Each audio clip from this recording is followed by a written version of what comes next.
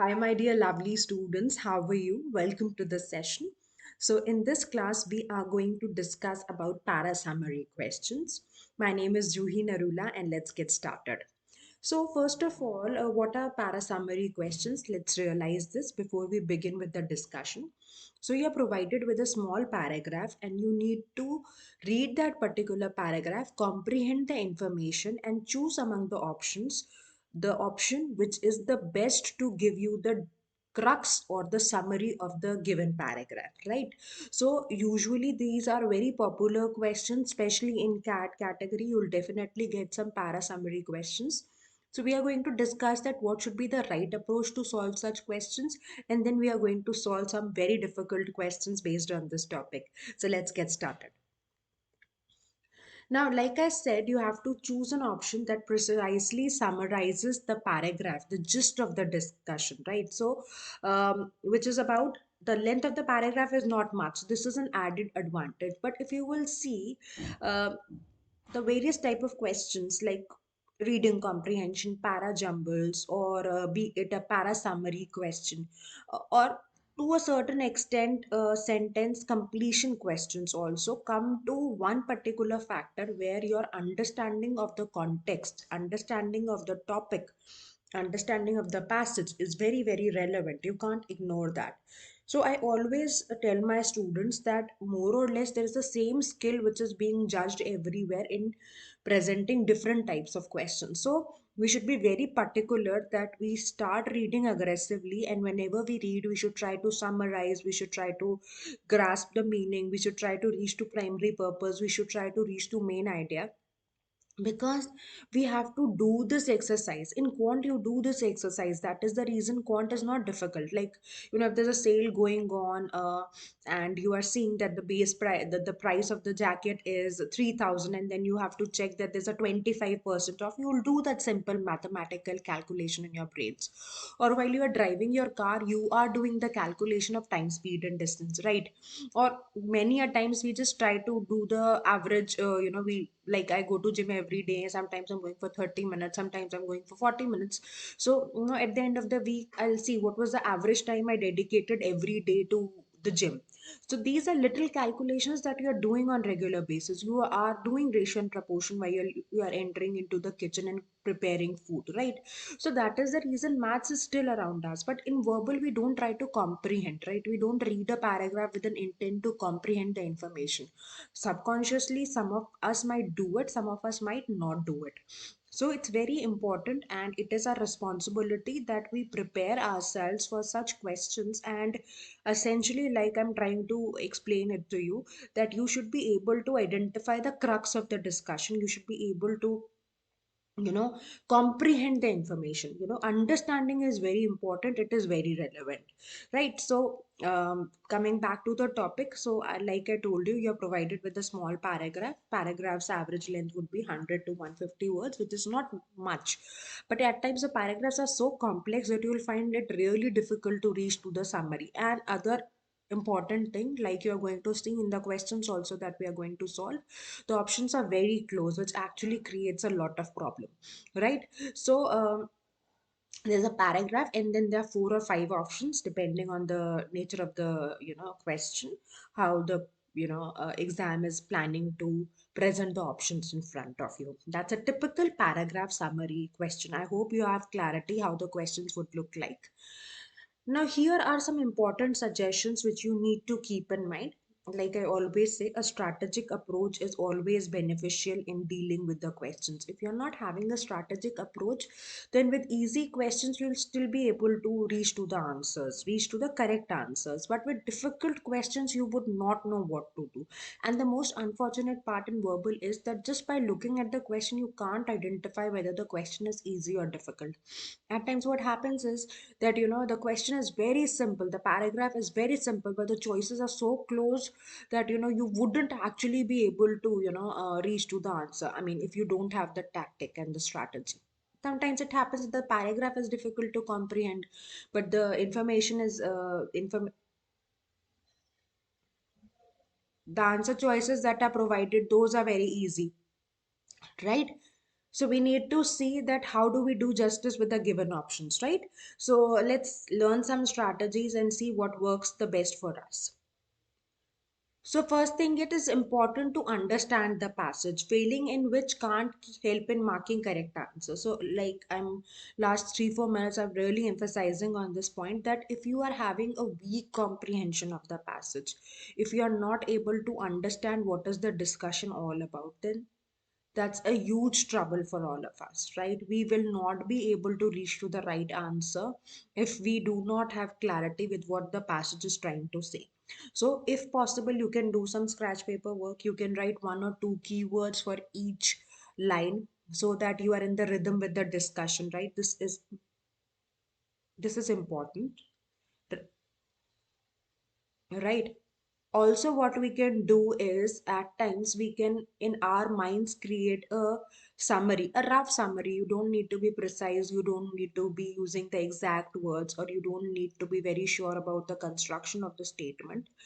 It can be in Hindi also. We try to reach to a crux, or try to summarize the discussion in our mind, right? Another important thing is identify the main idea of the passage. So this you have to do it for every comprehension. So what is the main idea? Let me write it for you.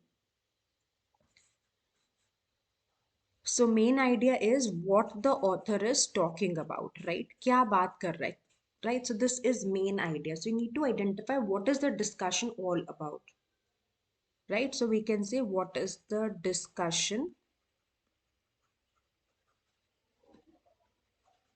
all about, right?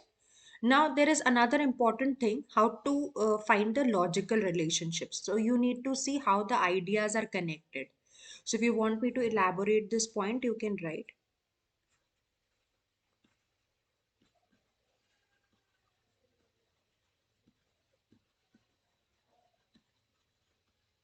right? So, you need to see how the thought process is being developed, how the ideas are showing some sort of connection.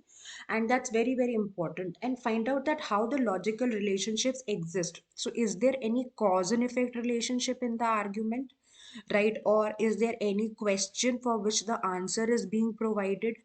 Right? So there can be a lot of relationships that you will be able to observe if you are having this knack to look for the things. If you are not able to observe those things, then of course it will be just a regular reading without effectiveness coming into it, right? Now, there is one important technique that I really believe in, and I always emphasize on noticing the transition words. So, what are transition words? Transition words are words that help us identify that how the discussion is proceeding. I'll write these words for you. Just give me a minute. I'll erase the board and then I'll write these words for you so that you have the list with you. However, if you have seen the videos multiple times, I have discussed this concept at length, right? And I've always explained that how it is important. Be it para jumbles, I have talked about transitions, be it reading comprehension, be it sentence completion. So I strongly believe that having a great awareness about transition words phenomenally helps in question solving. So words like, I list down, and, yet, but, therefore, none, only, must, never, right? You should always be conscious and aware of these words. However, in spite, despite, in addition to. So, see, if you look at these words, you'll come to know how the discussion is proceeding. Like if you'll see, and you're taking it in the forward direction, yet, but you're taking it in the opposite direction. Therefore, you are trying to bring the conclusion in the picture, right? So none again helps you get to an extreme answer, only again an extreme answer, must and never extreme answers. However is in the negative direction, in spite despite is in the negative direction, in addition to is in the positive direction. So how the ideas are floating in the paragraph, that you will be able to understand which when options are provided to you. Now, it is also very important that you eliminate options which deviate from the discussion. So, of course, we have to do justice to the paragraph, right? So, any answer choice which is providing an irrelevant information, something which is superfluous or not mentioned in the passage, that of course gets eliminated, and you cannot have any such information which is stronger than the claim made by the author in the passage, right? So these are few important suggestions that you need to keep in mind while you solve the questions. So before we proceed to question solving, I'll ask you to, quickly jot down these points so that they are in front of you whenever you solve para summary questions. So please get started. Take a minute, write down these steps so that you are aware of the rules.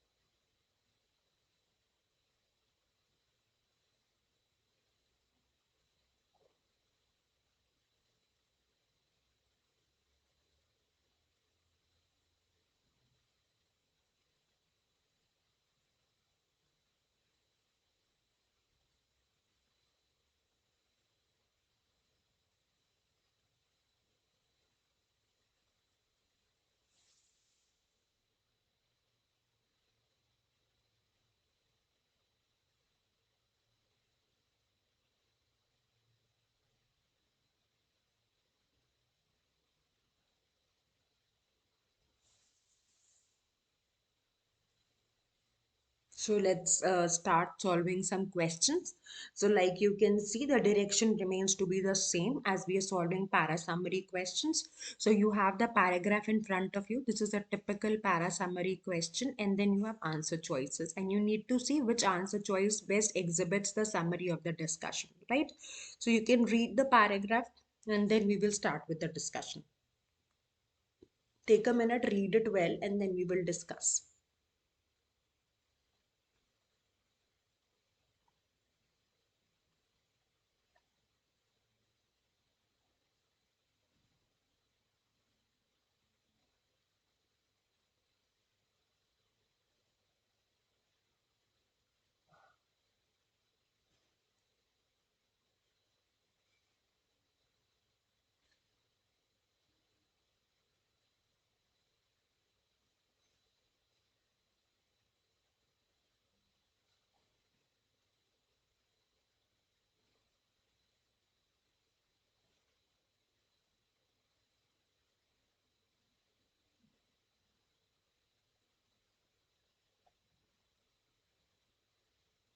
So let's begin with the discussion. I'm sure you have read it. So initially we will try to comprehend the information, and then we can eliminate the incorrect options. So let's take a look. A distinguishing feature is, so distinguishing feature is which is particular to one set of people, or which is creating a difference of language, is our ability to refer to absent things. So we can talk about the things which are not present in our immediate environment, excuse me, and they have given it a term displaced reference. So if I would have been in your place, I would say that they have talked about displaced reference. So displaced reference is explained in the first line. That means we are talking about the things which is a feature of the language which are not present in our immediate environment, right? A speaker can bring distant reference to mind in the absence of any obvious stimuli. So that means there is nothing around you which talks about chocolate, and all of a sudden you say that your cousin brought a chocolate from USA and it tastes delicious, right? So there's nothing, around you which is having a real association with chocolate, but a thought comes and you start talking about it, right? So I can say displaced reference, that's the first sentence talking about, and illustrating or presenting the explanation of displaced reference is in the second statement. Dots not limited to here and now can pop into our heads for unfathomable reasons. Unfathomable reasons, that means reasons which we can't identify, can't understand or identify. So again, the idea is being built. So again, if you will see, the three statements are interconnected. You can see how the thoughts are flowing. They have introduced displaced reference and they're trying to build on the discussion. This ability to think about distant things necessarily precedes the ability to talk about them. That means you'll first think about them and then you are going to start talking about them. The first three are related statements, and fourth is trying to associate your thinking with speaking, right? That how is it going to happen? Necessarily, take clue at this word, necessarily precedes. So that means you're first going to think about the distant things and then you're going to talk about them, right? So though thoughts precede meaningful referential communication, uh, a prerequisite for the emergence of human like meaningful symbol is that mental categories they relate to can be evoked in, if even in the absence of immediate stimuli.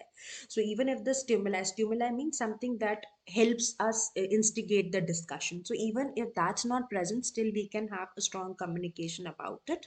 So this is what the passage talks about, that we talk about so once we are done with the paragraph reading, we can, like I always said, try to create a mental map in your mind. And since the paragraph is small and you have done some scratch paper work, so association would not be difficult. So they're talking about what is displaced reference, then next two statements they are discussing it, then they are saying that the ability to think will come before speaking, right? And then it's again the same idea being talked about, right? So let's take a look at the answer choices. So always please believe that a strong discussion is vital. If you're not having a strong discussion um, about the passage, about the paragraph, strong discussion with yourself, right? The clarity when you are navigating the information, this is very important. If it is absent, then you'll be actually struggling with the options. So let's see. Thoughts are essential to communication, and only humans have the ability to think about objects not present in their surroundings. It's nowhere talking about displaced reference. So this choice goes out because this is not in any way presenting the crux of discussion. Easy elimination. So you will see that the options are not very difficult to eliminate. The ability to think about objects not present in our environment precedes the development of human communication. So, yes, this is where we are talking about displays reference. So, this was one part of the discussion, and the later part was that thoughts come before we start speaking. So, this is an answer choice which is doing justice to the paragraph. We can keep it. I always say never take a final call till you explore all the options and make it a standard rule for all the verbal ability questions. It's not just for summary questions, but any question that you encounter, please associate that you are not going to take a call before you eliminate all the options. Displays reference is particular to humans and thoughts pop into our head for no real reason. So displays reference is being talked about, but how it precedes communication, that aspect is not considered. So this is a partially correct answer, but of course, if you'll compare between B and C, you'll see B has more information in it. So C also gets eliminated. Thoughts precede all speech acts, and these thoughts pop in, up in our heads even in the absence of any stimulus. So all speech makes it an extreme answer, which we are not going to entertain. So the correct answer that we are going to have will be B. Right. So I'll give you one another minute, because since we have done it together, I don't know whether you are comfortable reaching to B. Please take a minute and read it and absorb the information, and then we will move to the next one.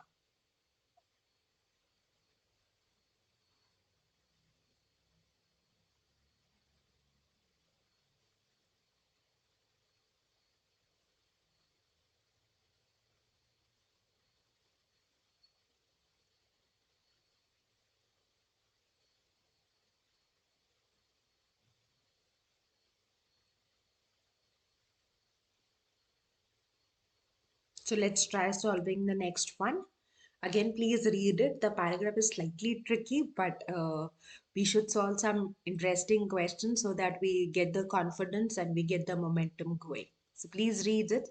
I'll give you one complete minute to read it and read it well. Then we will discuss, and then you can navigate the options.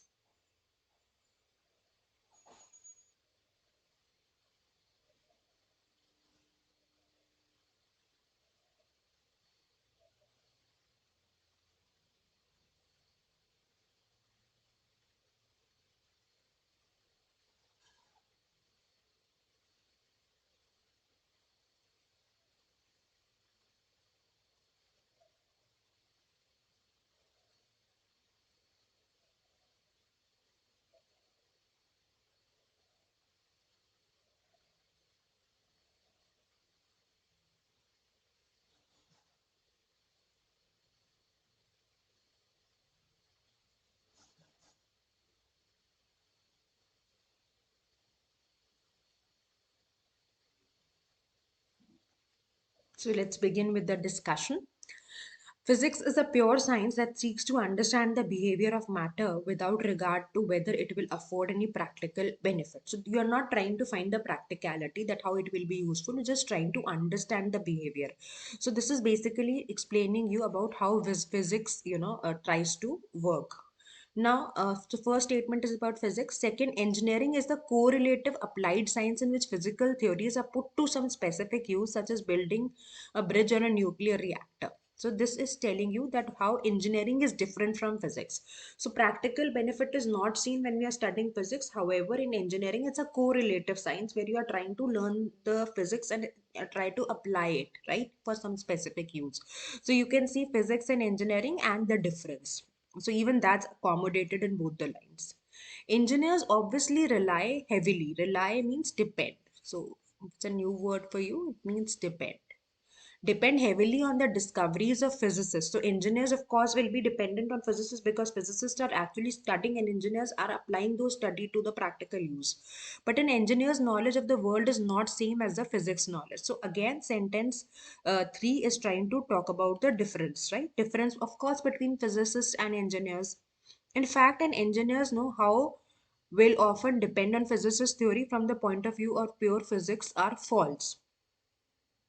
So again, they are trying to say that what is wrong, what is a myth, or what is false, right? There are very good reasons for this. First, theories that are false in the purest and strictest sense are still sometimes very good approximations to the true ones, and often have added virtue of being much easier to work with. So there is this transition first. So how they are false, their reasons are being provided. This is the first one, and this is the second one. Sometimes true theories apply only under highly idealized conditions, which can only be created under controlled experimentation situations. The engineers find that in the real world, theories rejected by physicists yield more accurate predictions than the ones they accept. So at times what happens is that some result is true only when the situation is perfect, but that cannot be at times achieved. So they are basically saying that how the purest form of theories are not working for the engineers, and then they're citing the reason for it. So now you can create a picture in your map. So what is the picture? They're talking about how physics works, where physicists are trying to understand the behavior of the matter and they're not trying to work on the application mode. However, engineering, the engineers try to correlate. So it's a correlative science where they are applying the concepts of physics to reach to certain specific use, right? Then the rest of the statements are talking about the difference and how it is mentioned that there are certain theories which if you'll see, uh, physics theory पे dependent है तो अगर pure point of view physics से देखे तो that's false and what are the reasons for falsity, those two reasons are being talked about, right? So I'm sure the mental map is clear to you. Now we can do what is, we can explore the answer choices. So let's take a look at the options. The relationship between pure and applied science is strictly linear, with the pure science directly applied science and never the other way around. So देखो ये तो one is extreme, strictly linear is extreme, so we can eliminate this answer choice, right? So A can very easily get eliminated. Though engineering draws heavily from pure science, that's seen, it contributes to knowledge by incorporating the constraints and conditions in the real world. That's what last of the two sentences are explaining, so we can consider this. The unique task of the engineer is to identify, understand, and interpret the design constraints to produce a successful result. So this is partially correct. ऐसा नहीं है, this answer choice is completely wrong, but physics वाला perspective is not taken to consideration. So this is, if you'll compare B and C, this is lacking some information which is vital, which is being discussed. So C also goes out. Engineering and physics fundamentally differ on matters like building bridge or nuclear reactor. So fundamental difference इसमें नहीं, fundamental difference in the approach of the study है. So even this is an easy elimination. So you can definitely go for B. So you can see this is one example where the passage language was slightly tricky, but when you'll explore the options, you'll really find easy eliminations, right? So just keep the things in mind and you'll be able to reach to the right answer. I'll give you a minute, just retake take a relook at it so that you are comfortable with the question, and then we'll proceed further.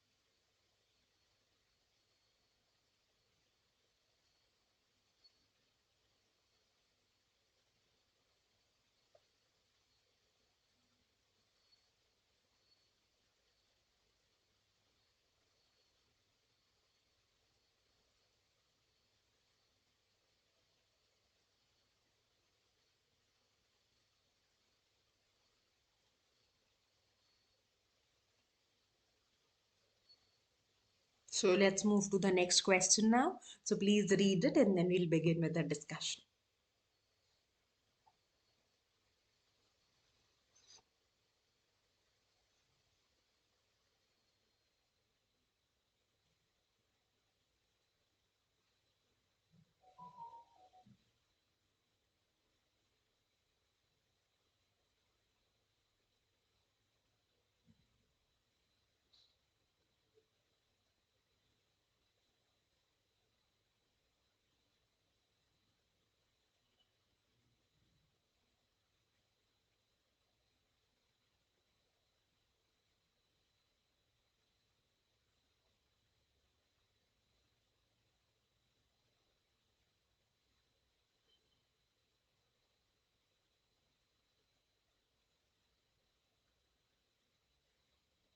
So let's begin and see how would we reach to the right answer.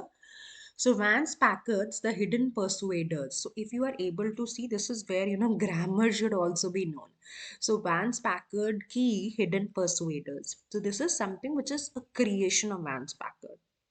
Alerted the public to psychoanalytical techniques used by advertising industry. So basically he has written this Hidden Persuaders, and how the book is trying to alert the public. So it is trying to alert the public on psychoanalytical techniques which are used by advertising industry. Now its premise means this is the output of the study which is based on, and a premise is sort of an evidence on which the study is based, was that advertising agencies were using depth interviews to identify hidden consumer motivations, which were then used to entice का मतलब attract करना, right, consumers to buy goods. So this is how it is saying that the first they are using this fellow Vance Packard. Then there is this psychoanalytical techniques which are used by advertising agency, and how, because the studies are being done or depth interviews. So this is the basis where there are detailed interviews done, and the output of that particular interviews are used to you know uh, motivate consumers to buy the goods. Critics and reporters often wrongly assume that Packard was writing mainly about subliminal advertising. So there is this mistakenly, are you able to see this? Wrongly assumed. So there's this very strong word, wrongly assumed, that Packard was only talking about subliminal advertising. Packard never mentioned word subliminal, however. So see, however, and devoted very little space to discussion of sub-threshold effects. Instead, so what he was trying to do, instead, his views were largely aligned with the notion that individuals do not always have access to their conscious thoughts and can be persuaded by superliminal message without their knowledge. So he said that at times the thought process that the advertisements are trying to apply, or they are trying to incorporate, they people do not have direct access to that. I mean, they are not aware that this is happening, and these can be I mean, they can be persuade का मतलब उनको आप encourage कर सकते हो commodity को use करने के लिए by super eliminal messages without their knowledge. That means they're not aware and they are getting influenced, right? So now we can explore the answer choices and see which choice works best for us. Packard argues that advertisement as a hidden persuasion understands the hidden motivation of consumers and works at the subliminal level, on the subconscious level of awareness of people targeted. तो यहाँ पर तो कह रहे हैं instead super एलिमिनल होगा, तो ये तो अगेंस्ट द इंफॉर्मेशन है, तो इसको तो हम आसानी से एलिमिनेट कर देते हैं. Packard argued that advertising as a hidden persuasion works at the supereliminal level, wherein people targeted are aware of being persuaded after understanding. तो ये तो कह रहे हैं कि इनको एक्सेस ही नहीं होता है इनके कॉन्शियस थॉट से, तो ये अगेंस्ट द इंफॉर्मेशन जाता है, तो इसको भी आप एलिमिनेट कर दीजिए. Packard held that advertising as a hidden persuasion builds on people's conscious thought and awareness by understanding the hidden motivation of consumers and works at the subliminal level. So hidden motivation of consumers नहीं है, motivation किसका होगा, companies का होगा, right? So even this goes out. Now that's the beauty of elimination process. You keep on eliminating the incorrect answer choices, whatever remains shall serve as the right answer. So of course D would be the correct answer. We can still take a good look at it. Packard held that advertising as a hidden persuasion understands the hidden motivation of consumers and work at the supereliminal level, though the people targeted have no awareness of being persuaded. It's the complete answer, trying to give a holistic view of the discussion, so we can keep D as the final one. Right? So let's move to the next question. Please try reading it. It's a very interesting passage, and then we are going to work out together.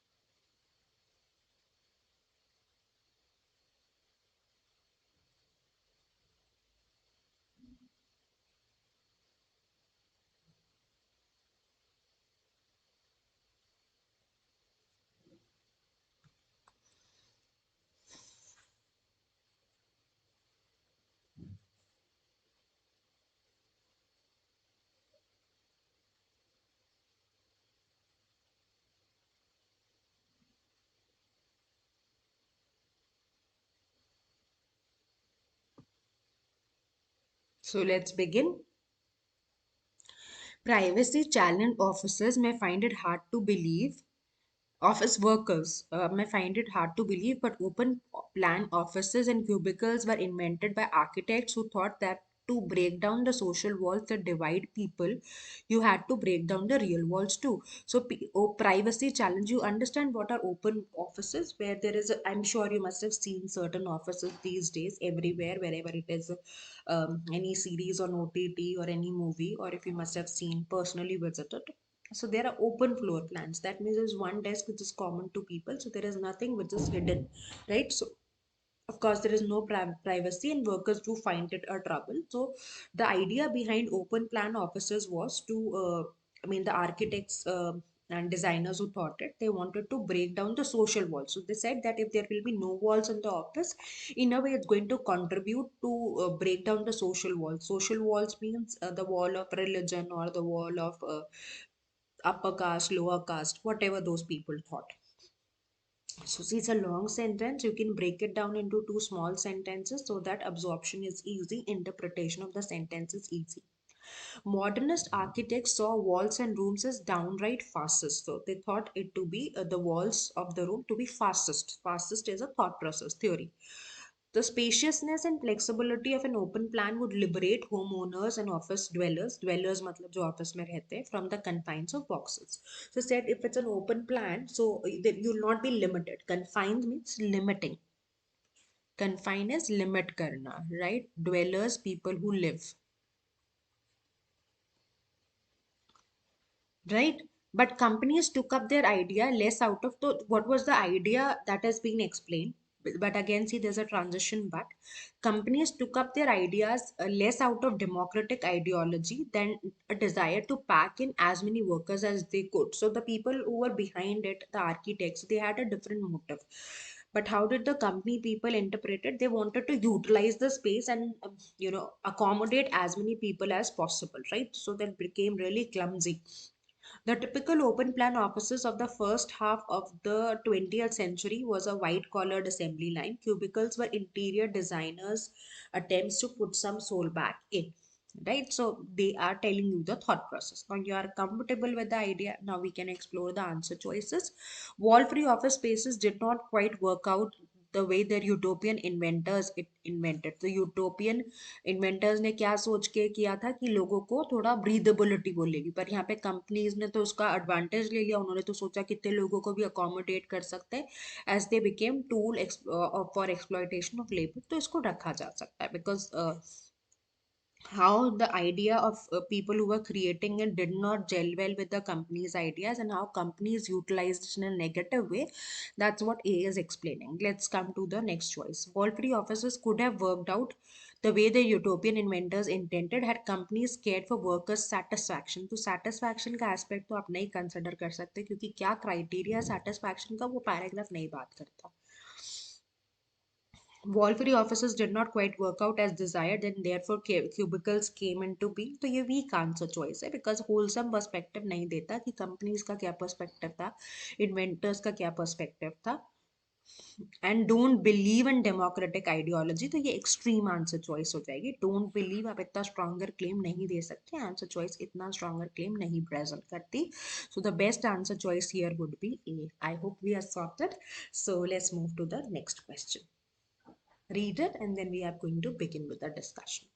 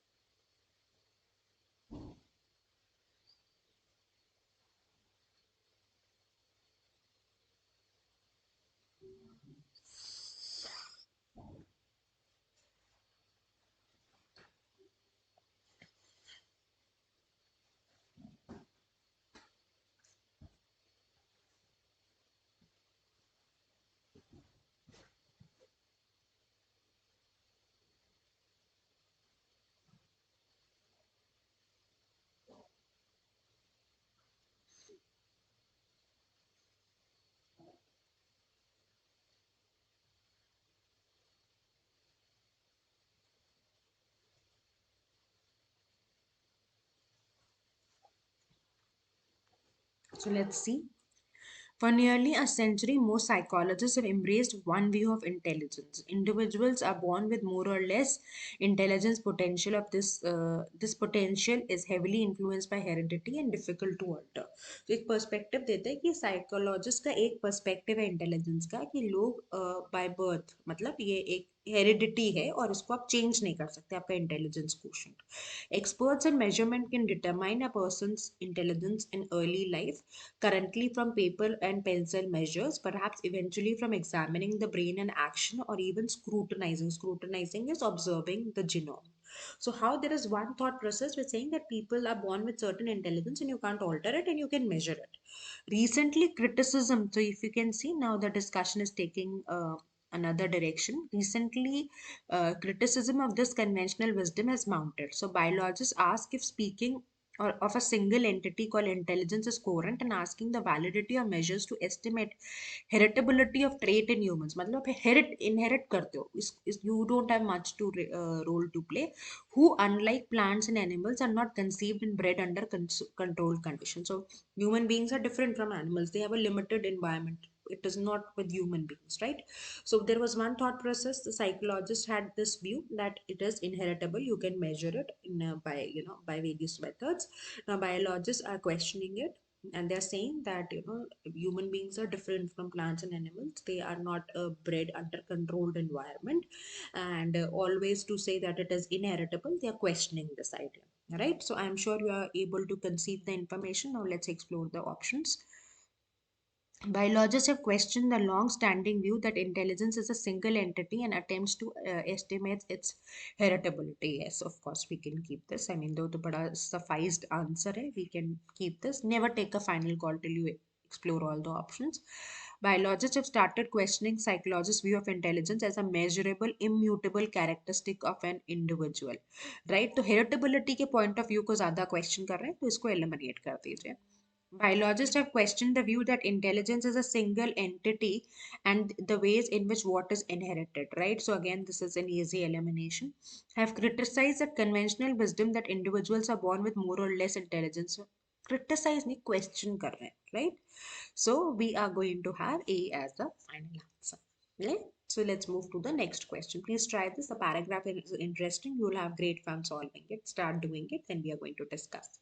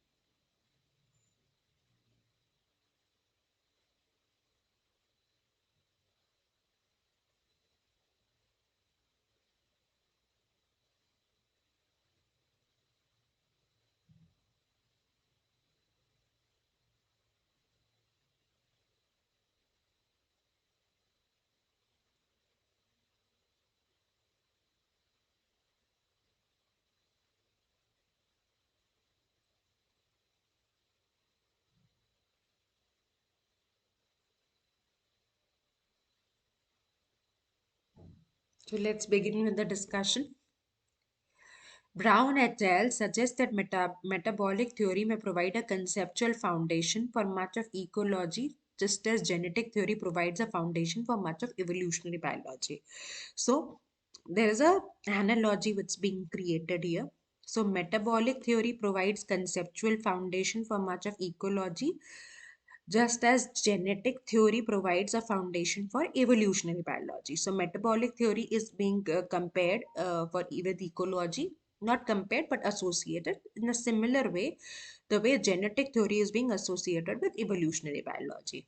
One of the successes of genetic theories, we are coming to genetic theory now, is that diversity of theoretical approaches and models have been developed and applied, that there is a lot of diversity. So what is the success? Maybe you can write success as diversity, right? You can say success is diversity.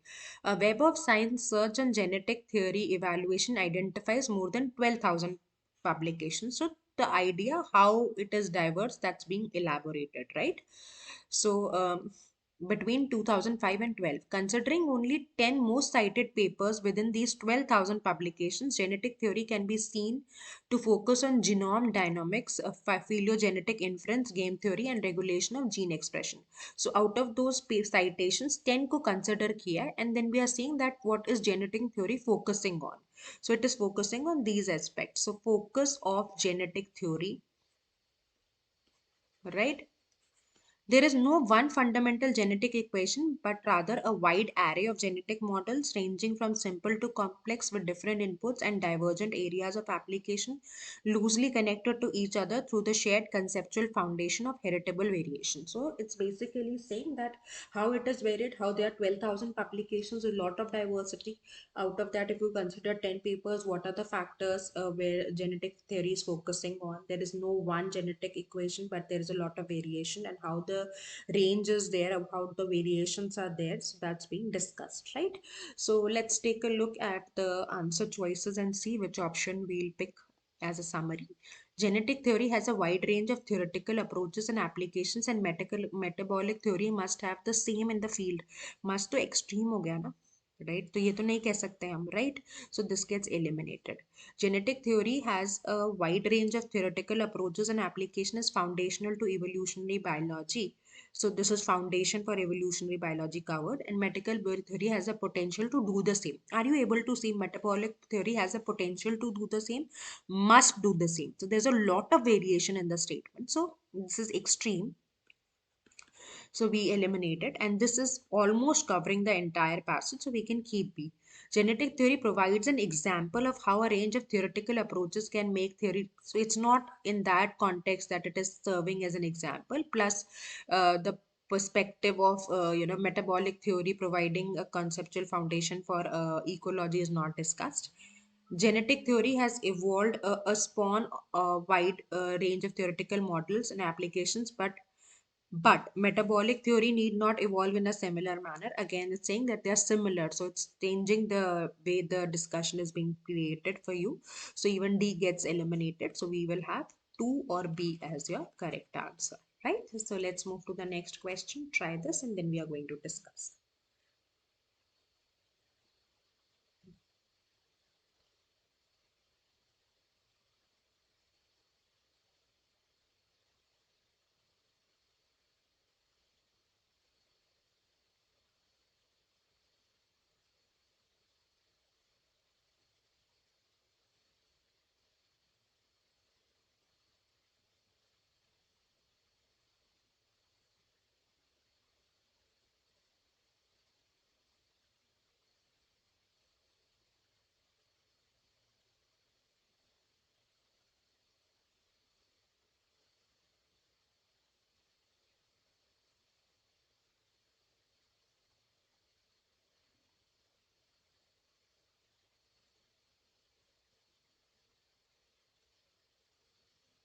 So let's discuss. Aesthetic political representation urges us to realize that the representative has autonomy with regard to people represented. Autonomy then is not an excuse to abandon one's responsibility. So they're saying that what do we mean by political representation? So the person who's the representative, he has an autonomy. Autonomy means the power to take decisions on own, right? So but autonomy doesn't mean कि आप अपनी मर्जी का कुछ भी कहोगे and you will leave your responsibility. Abandon का मतलब हो गया you are leaving it, right? Aesthetic autonomy requires culture cultivation of disinterestedness on the part of actors, which is not indifference. So what it requires, this is being explained, right? To have disinterestedness, that is to have comportment towards the beautiful, that is devoid. Devoid is lack. Ulterior references means the outside references, requires a kind of aesthetic commitment. It is the liberation of ourselves for the release of what has worth only in itself. So it's basically elaborating it. So I hope you are clear with the discussion. So let's explore the answer choices. Disinterestedness is different from indifference, as the former means a non-subjective evaluation of the thing, which is what constitutes aesthetic political representation. So if you are going to take a look at this particular answer choice, so we are not, talking about how disinterestedness is, different from indifference. So this goes out.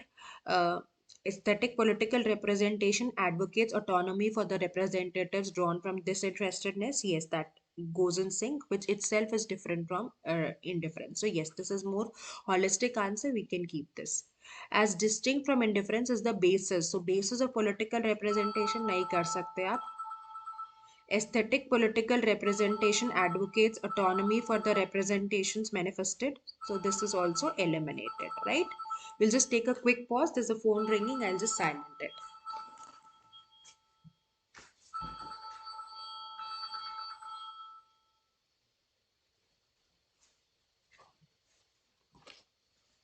My sincere apologies. So there was a phone kept of my father and it was ringing. So let's move to the next question. So please read it and then we are going to discuss.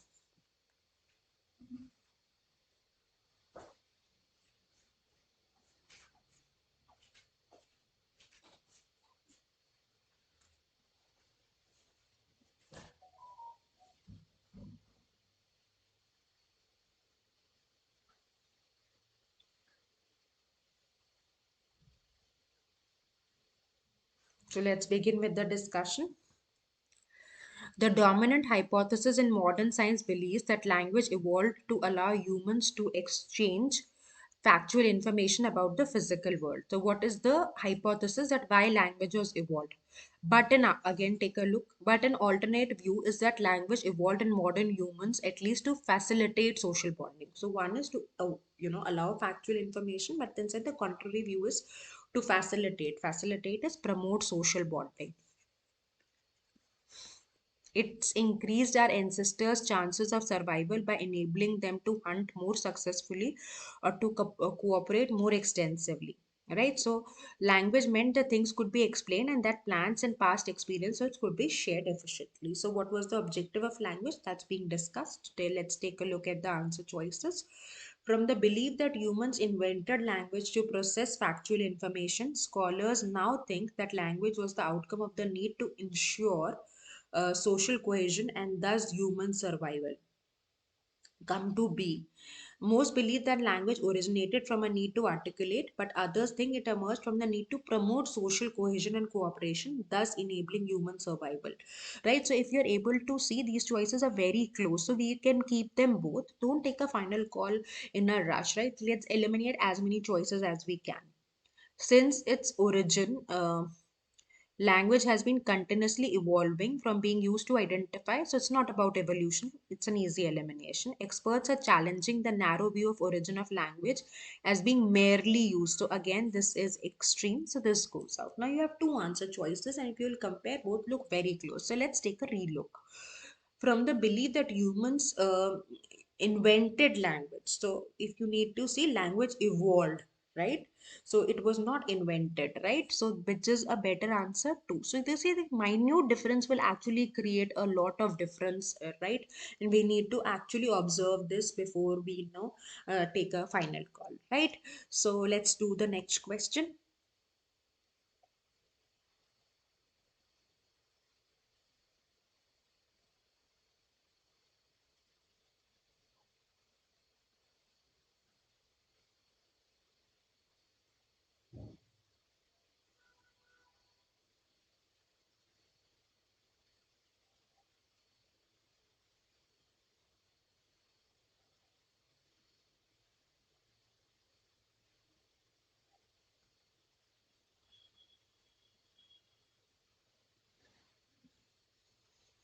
So let's discuss.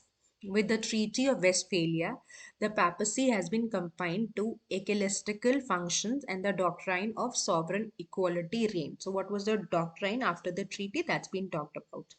What political theory could then explain the origin and justify the functions of secular political order? Right. So, this was a question framed, and then the answer is in his Leviathan, published in 1651, 3 years after Peace of Westphalia, Thomas Hobbes provided such a theory. He imagined a state of nature in the past when the absence of authority produced a war. So if there was a state of nature, अगर authority नहीं थी तो उन्होंने क्या किया, एक war of all against all था, सभी एक दूसरे से लड़ रहे थे. तो ऐसी to escape such intolerable insecurity, because intolerable मतलब of course everybody is fighting against each other, so there would be a lot of insecurity.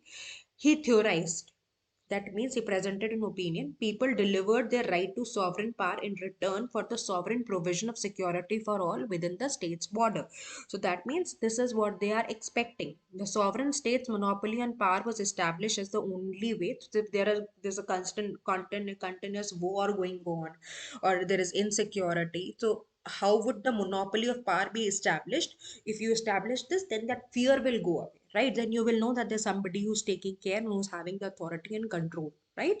So I'm sure it might look slightly tricky, but if you'll dig down, it will become easier. So, uh, Thomas theorized volunteer surrender of rights by people are essential for emergence. So, देखो essential और voluntary surrender, ये थोड़ा essential for emergence तो नहीं बोला उसने, right? Theorized that emergence of sovereign states as a form of transactional governments to limit the power of papacy. Yes, we can definitely keep this.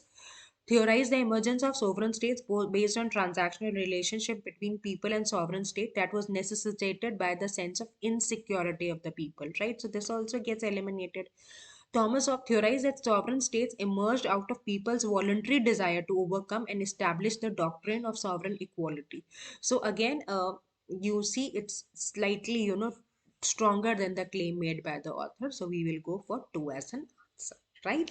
So I hope you really enjoyed the session. Please keep working hard, solve a lot of questions so that you get clarity, and do spend a lot of time on paragraph understanding. Watch the space for more videos and please help us spread the word. Take care and don't forget, consistency is the key. All the best.